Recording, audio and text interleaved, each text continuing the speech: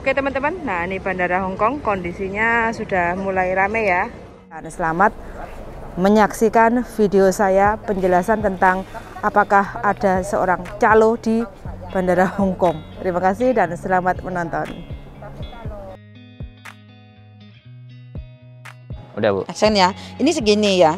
Terus sabarnya, terus kalau diinjak ini kan otomatis kan ini kan jadinya. Ya. Nah, ini jadinya kan montang-manting kan? Oh ya. Kan kamu ngobrol sama saya kan nggak kerasa. Nggak kerasa. Tapi ada temennya yang nginjek ini. Iya. Jadinya nah, sekarang aku ngomong sama kamu gini. Terus ada teman yang nginjek terus ini kan. Ini aslinya kan cuma segini. Iya. Nah, hasilnya cuma 6 lah. Ya, terus kalau diinjak ini kan otomatis kan tambah banyak. Naik. Ya. Itu harus diperhatikan mbak-mbak semuanya.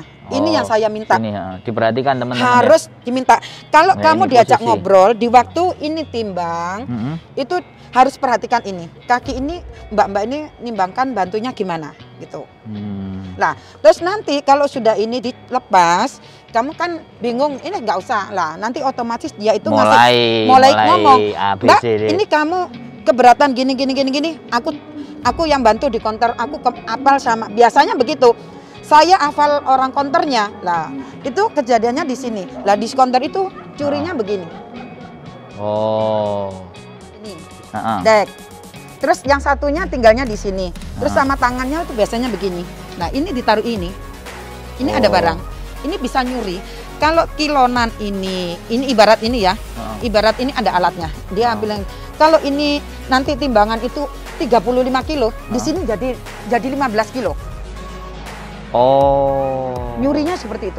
Bisa ya. Iya. Ini ya teman-teman ya. Ini kan ada tekniknya ya. Oke. Halo teman-teman, jumpa lagi ya dengan saya tetap di channel Yulili. Kali ini saya berada di Bandara Internasional Hongkong dan kebetulan kita akan menemui salah satu sosok seorang ibu yang profesinya sudah lama sekali untuk mencari rezeki di Bandara Hongkong. Dan bagaimana cerita yang sebenarnya dari sosok seorang ibu yang punya pekerjaan di Bandara Hongkong? Mari kita simak bersama Bu Sri dan buju saya. Oke, terima kasih karena saya menjadi kameramen, jadi saya akan berada di belakang layar. Selamat menanti dan selamat menyaksikan video saya penjelasan tentang apakah ada seorang calo di Bandara Hongkong. Terima kasih dan selamat menonton. Selamat sore, assalamualaikum ya dengan Bu Sri ya. Waalaikumsalam. Jadi ini banyak cerita di mana di Hongkong itu ketika di bandara teman-teman banyak yang ada yang merasa ada korban yang ditipu atau dikerjain atau di bagaimanapun. Nah, ini saya boleh nanya sama Bu Sri. Bu Sri ini sebenarnya siapa gitu? Sampai ngomong aja Bu. Sampai ini sopo Bu? Saya juga orang. Saya juga orang. Ya, alhamdulillah. Saya memang pernah kerja di bandara satu sini, tapi saya kerja di dalam diikut Cathay Pacific Cargo.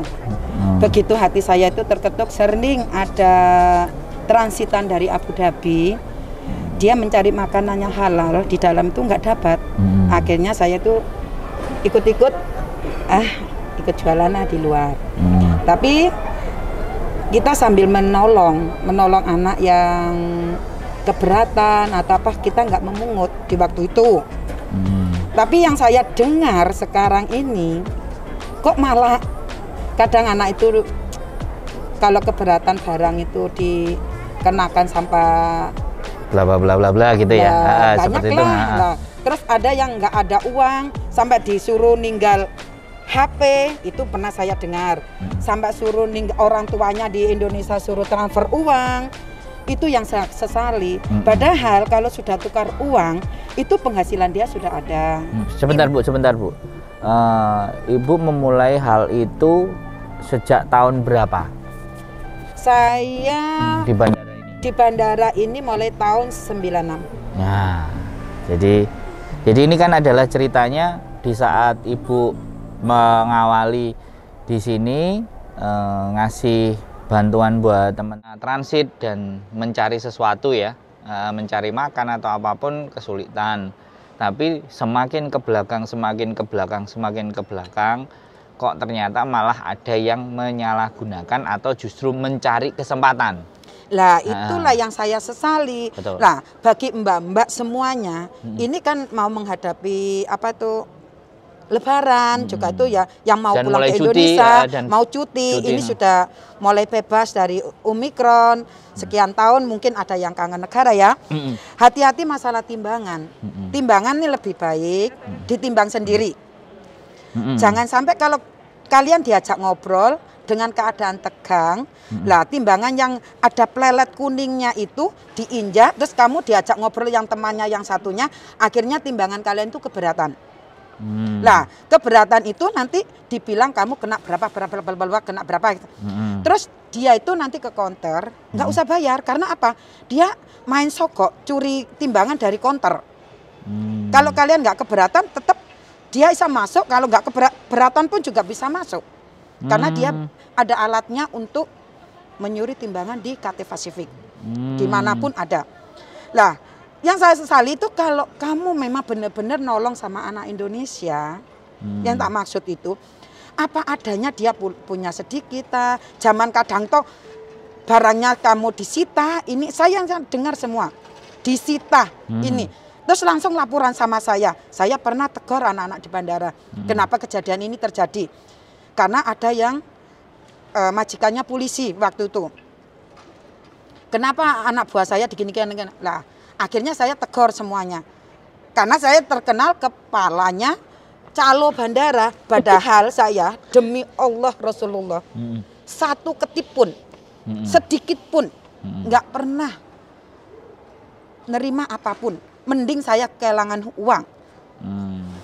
Keduanya, kalau ada anak telantar, dia itu dimanfaatkan. Tapi kalau ketahuan saya nggak pandang bulu. Kejadian banyak. Orang Afrika, saya belikan tiket pulang Afrika. Kalau anak Indonesia, apa mestinya saya bantu. Jadi seperti itu ya Bu, itu yang disesalkan. Karena sejak 96 ya, sampean ada di bandara ini itu sejak 96 dan sebenarnya sampean bekerjanya di dalam bukan di luar kan? Iya, saya kerja di dalam. Kerja di dalam, cuman mendengar berita-berita seperti itu sehingga laporan dari polisi bandara, laporan dari pihak-pihak keamanan setidaknya ya menyampaikan ke sampean untuk kandhanono lah koncomu kan seperti itu. Bongsomu kandhanono kayak gitu ya. Peribahasane nek orang Jawa ngomong tolonglah kandhanono ben ojo sampai ngelakoni sing ngono-ngono iku kayak gitu ya. Dan dulu, itu yang disasar Ibu ya? Iya, karena dulunya itu saya nolongnya tuh tulus. Lah terus saya terkenalnya sama CID Hong Kong, CID Airport sini sama kantor polisi sini. Terkenalnya itu waktu itu kan ada bayi dititipkan ke saya. Itu anak siapa? Lah saya yang difitnah. Nah difitnah itu terus alhamdulillah di rumah itu ada CCTV waktu itu. Terus saya diserai sama CID itu, tangkap mereka. Kamu tunjukkan. Lah, saya masih punya hati sebagai orang Indonesia, masih punya perasaan. Jangan dekat di situ karena CID ada di sisi sekitar kita. Kita ngasih tahu ya buat teman-teman buat ada yang bermasalah. Iya. Tapi ada anak-anak itu mengabaikan, jangan percaya, mana CID dengar sama dia. Akhirnya ya, saya dengan terpaksa menuding dia orangnya. Akhirnya dipegang lah. Lah anak ini dipegang ini menuduh saya yang bukan-bukan. Saya orang jahat, orang apa gini-gini. Tapi CID gak mendengarkan masalah itu. Pokoknya kena lah sudah. Iya. Selesai. Akhirnya CID manggil saya ke Norpoint. Waktu itu saya di Norpoint diinterogasi. Kamu nggak salah. Kamu benar membela negara. Kebersihan itu pernah saya alami. Itu tahun berapa ya, sekitar lupa saya tahunnya itu. Iya, tapi itu yang menjadikan Ibu ngerasa dekat ya. Sehingga mereka ketika ada keluhan, ada ibaratnya sesuatu yang dilaporin, bilangnya sampean dulu untuk ngasih tahu, tolong dong. Iya. Nah, kayak gitu ya. Nah, jadi Bu Sri ini adalah orang yang notabene-nya sudah lama di bandara dan ada beberapa hubungan dengan di bagian keamanan atau apapun ya, dan menghimbau ke teman-teman untuk lebih hati-hati dan waspada. jangan sampai ya kan. Kalau mungkin ada suatu persoalan nanti di bandara, boleh ya kita share nomornya, boleh ya? Bisa Silakan, dihubungi ya. silakan. Jadi karena apa sih yang saya sesali itu saya tuh terkenalnya itu katanya kepala mafia bandara. Saya sedangkan lebih baik saya nggak punya nama daripada itu. Tapi harus disangkut-sangkut pautin disangkut gitu. Itu. Padahal saya sampai itu ya anak-anak bandara mungkin ada CCTV itu bisa dibuka di bandara ini dulu tahun berapa. Waktu itu ada anak Indonesia yang dipegang polisi langsung diangkat. Saya itu sampai nangis. Saya itu masih dituduh kesalahan. Kenapa kamu harus ngelaporkan dia? Loh, ini harus ditanggungjawabkan. Tapi dia juga beruntung akhirnya boleh tinggal di Hong Kong. Selesai penjara itu dia boleh tinggal di Hong Kong karena ada paper, dulunya bukan paper. Ya. Jadi sekali lagi di mana bahwa Bu Sri ini teman-teman lebih berhati-hati. Kalau kena masalah ya boleh dihubungi, tapi setidaknya tidak ingin menyampaikan bahwa tidak ada hubungannya. Ketika teman-teman ada yang menipu atau teman-teman ada yang mungkin menganggap ada banyak calo yang membuat teman-teman menjadi resah atau gundah atau gelisah, itu sangat tidak ada hubungannya ya sama Bu Sri ya. Saya nggak pernah menerima, karena anak-anak itu untung ya dimakan sendiri. Tapi anehnya kalau ada anak bandara ini yang namanya Mbak Nana itu sampai sakit keras nggak ada yang bantu, cuma saya yang mulangkan, belikan tiket ya saya. Nah, tapi dia dulu bikin punya masalah. Ya di sini juga sering gitu. Terus ada anak yang terlantar nggak sampai ya saya udah ikut saya. Ya cuma gitu. Tapi memang saya pernah ngomong sama Pak Agus, Pak itu anakmu gitu. Ya udah tahu kalau Bu Sri itu orangnya gitu. Orang-orang kenal udah. Saya sering. Sebentar, ini Pak Agus orang KJRI ya. Okay. Sering kan, Pak itu anaknya gitu kan sering. Terus pernah di Kalung. Komunikasi gitu. Iya, di Kalung B itu anak bapak di atas tuh saya betulin. Itu sering ketawa dia. Jadi urusan teman-teman di Kowloon B, masalah KTP pun Bu Sri juga ya, membantu. Bantu saya, cuma jangan kasih saya apa-apa, saya cuma ingin kamu nggak ada permasalahan. Lebih baik, aman. Jangan sampai menyangkut pautkan negara lah, biar aman orang Indonesia. Gitu. Jadi kita itu rasanya kalau berbuatnya baik tapi dituduh hal yang nggak bagus, itu yang nggak enak. Justru inilah yang membuat saya sakit hati tuh. Saya mendapat kabar dari organisasi, Bu, saya ingin membersihkan nama Ibu. Nama apa? Calo bandara. Saya aja nggak pernah. Berarti mbaknya itu sudah kenal baik sama ibu, ya. Tapi di berita di luaran sana namanya ibu yang dianggap calo bandara. Terus apalagi beli nasi ini, nasinya cuma nasi putih sama bakso gini.